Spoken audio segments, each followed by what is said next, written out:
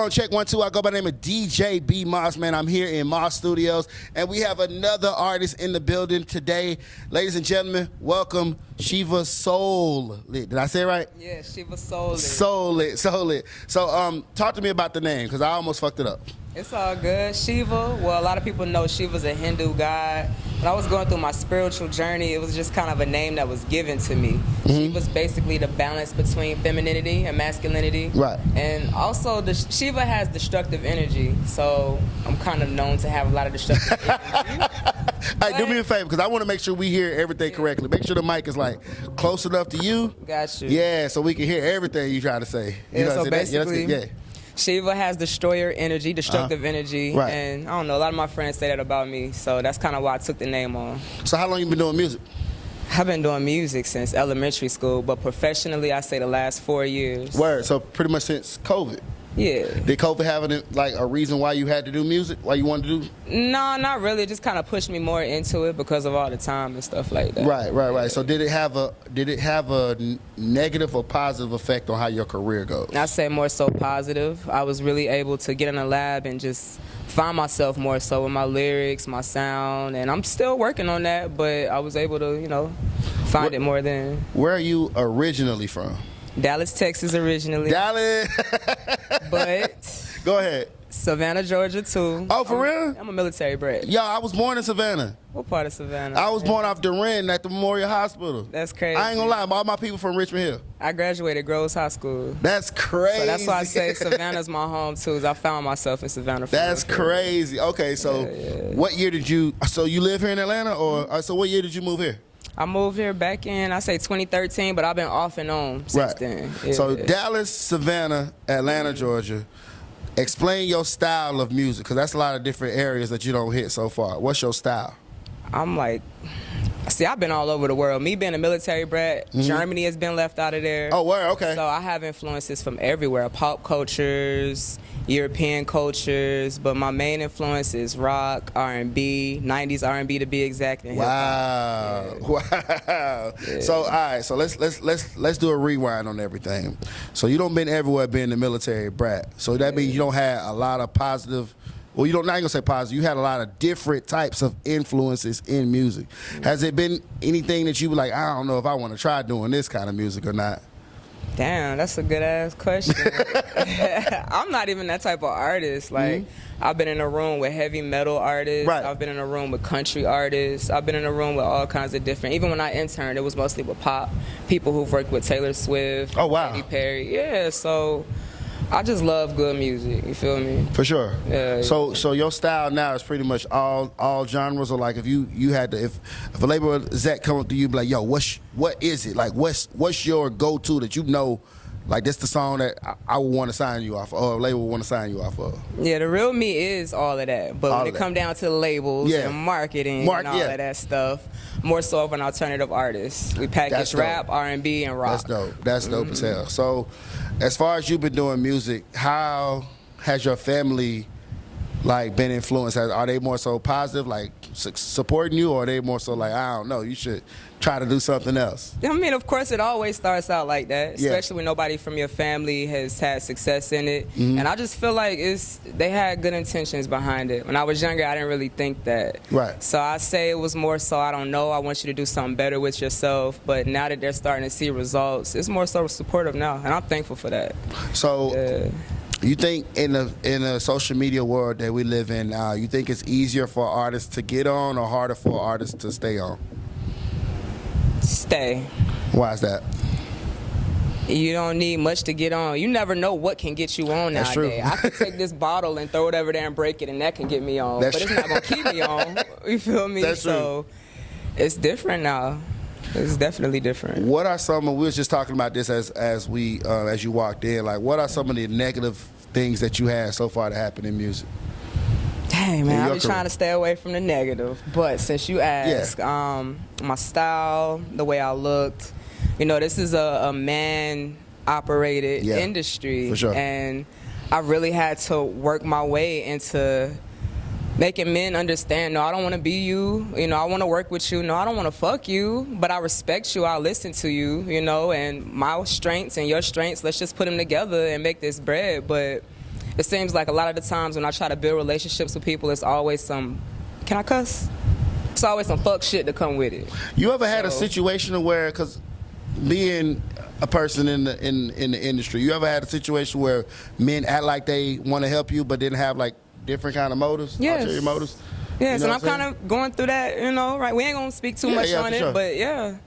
How? Definitely. Because I ask a lot of people in the industry, I ask a lot of females in the industry, like, why is it so hard? But then I have to understand, because I'm not a female artist, so I have to understand, like, y'all probably have it a lot harder because men act like they want to help, but then they don't. You know what I'm saying? And I don't like to have that victim mentality saying we have it harder. I could say y'all have it harder too for different reasons, you feel me? But it's hard. For sure. It really, really is hard. And it just makes me stronger. And I'm thankful to say that I've been able to build myself and really learn who I am. Now I have more leverage. Now I have more confidence. Now I'm able to make more money than I probably would have been able to make back then, just getting on quickly and not staying on. That makes sense. Now let me ask you this question. Is there a quote-unquote plan B outside of music? Like, do you want to try something else? Maybe like, you know, nursing, or like, is there a plan B or something? I gotta ask, you know what I'm saying? No, I know, right? Really, money is my big thing. For and sure. Just having stability for my family, taking care of my future family. I don't have kids yet, but I do plan on having kids. And I just want to have a foundation set up to where they ain't got to worry about nothing. So outside of this, I'm a salesperson. Oh, word, okay. Yeah, I sell vacations. I used to bartend. I just love making money. Damn. You feel me? So music, this is all my lifestyle. This is what I do. So do you produce or engineer or anything like that as well? Yeah, I do all of that. So do you do it for other artists as well as yourself? Or? I have before. I have produced for other artists, but right now I'm mostly working on myself as an artist and songwriter. I don't produce consistently. Okay, That makes sense, yeah. So explain to me what's the name of your single that you have that you're pushing right now, and how did it start? What's the motivation behind it? Everything. So the song I'm pushing right now is Made You Look. The Game hopped on that record too. Shout out to The Game. For Really? giving, upcoming artists opportunities. Hold on, wait a minute. You can't just slide past that. You talking about The Game, like L.A. Confidential? Like, how did he just hop on the record? Like, what happened? Like, he DM'd me. I guess he was just doing stuff for artists a couple of years ago, and it was just a little campaign that I invested in, and he really sent me his vocals. Oh, shit. He recorded one of my other songs in his car, him listening to it, and sent it to me. He was really vibing with me, and he said he wanted to continue to work.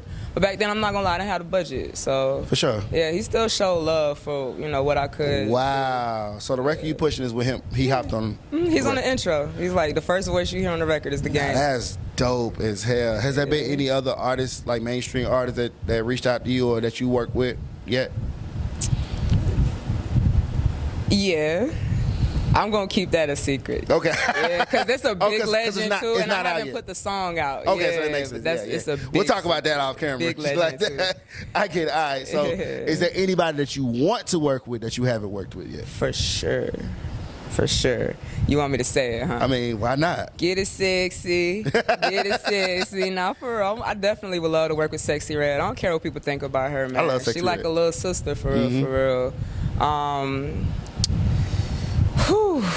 Who are some main people? I want to write songs with Monica. You want to write songs with Monica? And for Monica. That's dope. I want to write with Usher. Like, I'm really an R&B head. I rap. That's me as an artist, but I'm really into R&B for real, for real. I want to go back to my favorite artists from the 90s. Like, that's dope, man. 112. I don't even know if they're a group anymore, for real. Yeah, it's for like real. two of them now. Like, yeah, I know, right? Legends. I even write for Money Long now. Like, oh, really? That new song she let out.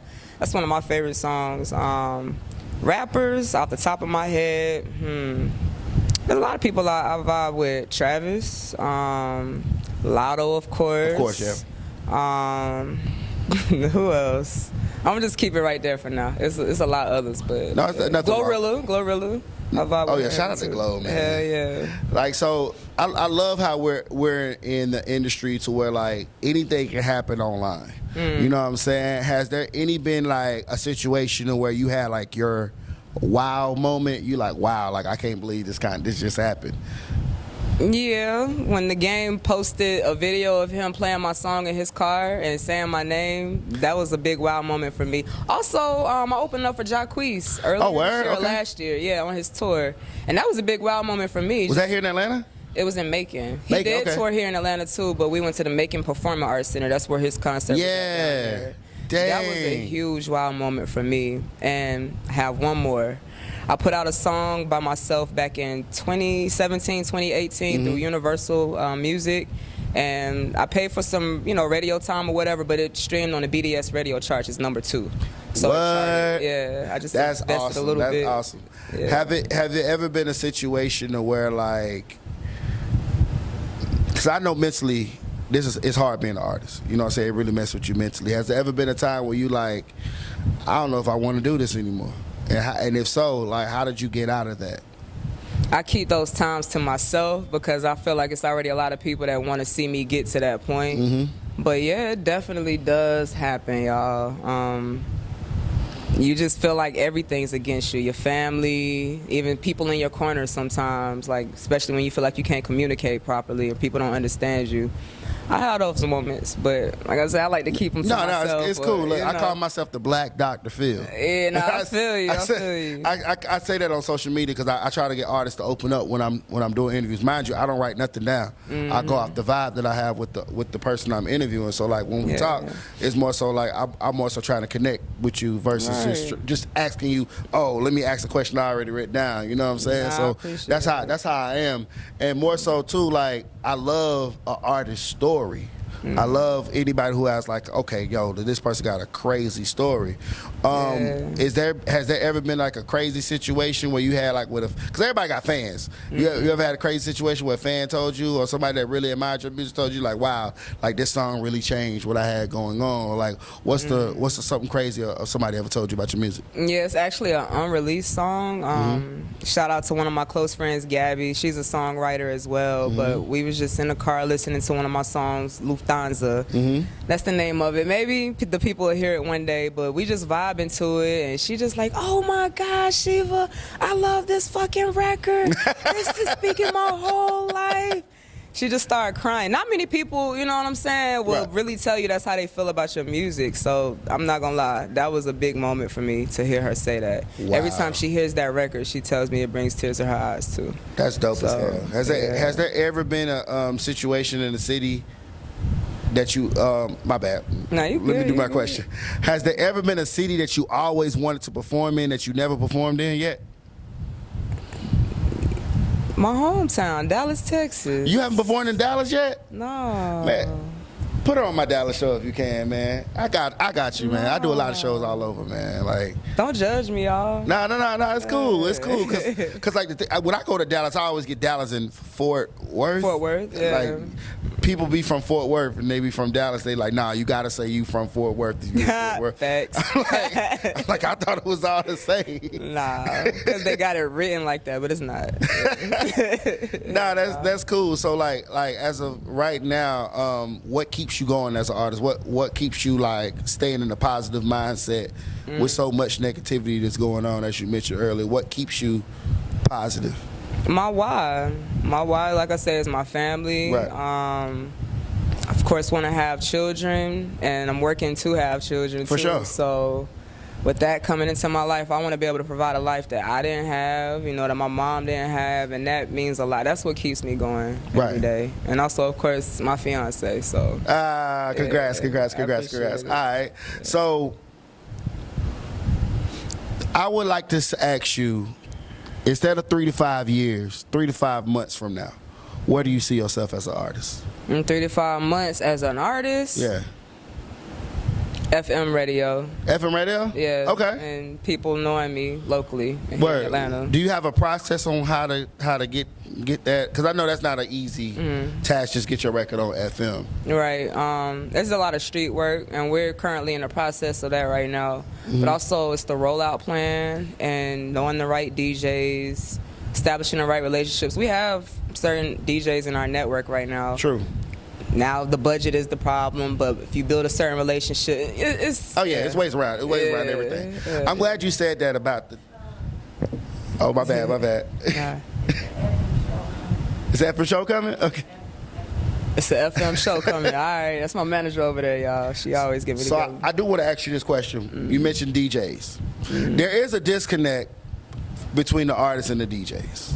A major disconnect. And I've noticed all over social media, you know what I'm saying? People say DJs don't break records no more, and artists are saying, well, artists are saying that mainly, and DJs are like, man, you know, we can't break every artist's record, you know what I'm saying? In your opinion, why do you feel like there's such a big disconnect between the DJ and the artist? Lack of accountability on both parts. On both parties. So if you are an artist and you sending a song to a DJ that say file MP3 123, that DJ ain't never gonna play that record again because that DJ doesn't know who this is. It could be the dopest record he played that night.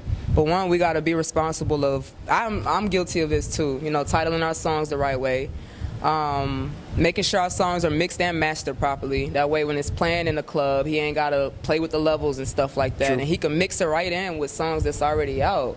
And also understanding that, yeah, it is 100 other artists that's gonna come up to him. So what's gonna make you stand out? Now, on the DJ side of it, don't be making false promises, taking our bread, saying you're going to do this, this, and that, and you don't. You know, if you know stuff is off, tell us what we got to do to get it together, because we coming to y'all, we're being told that we have to make it. Right. So help us, you know what I'm saying, especially if you see it's talent. But I feel like the industry is just so oversaturated, and it makes it easy to just be about money.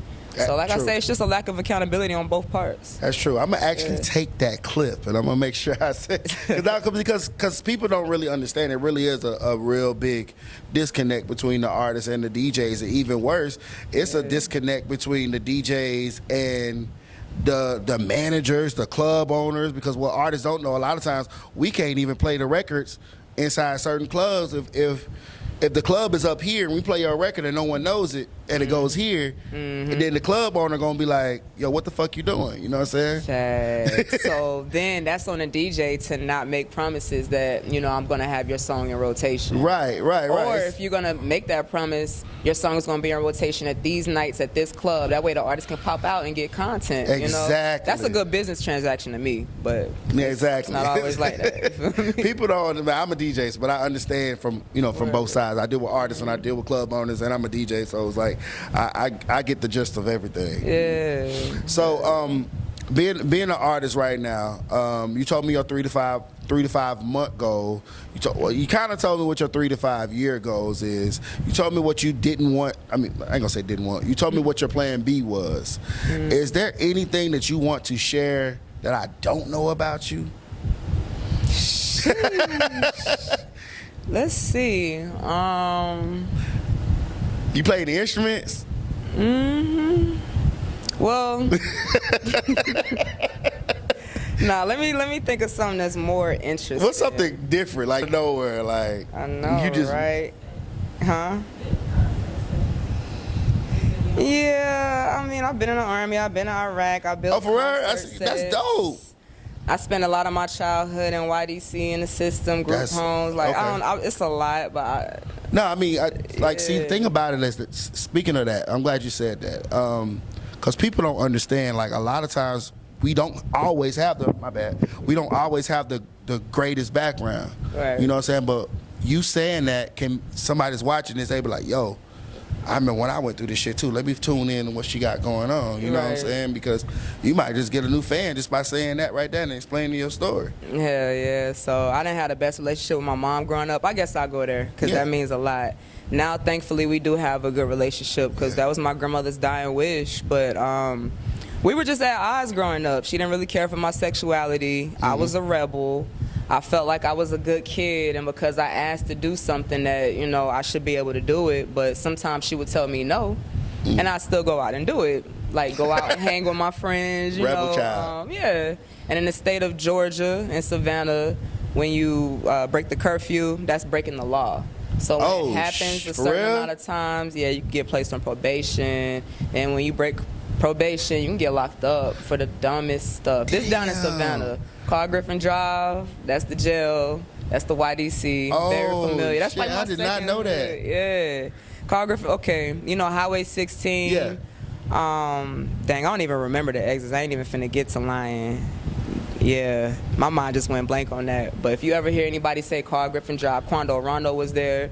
A lot of people that was locked up in Savannah. That it was all at YDC. Familiar. Yeah, and it's just the system. But the way the system is set up down there, it's kind of to keep you in there.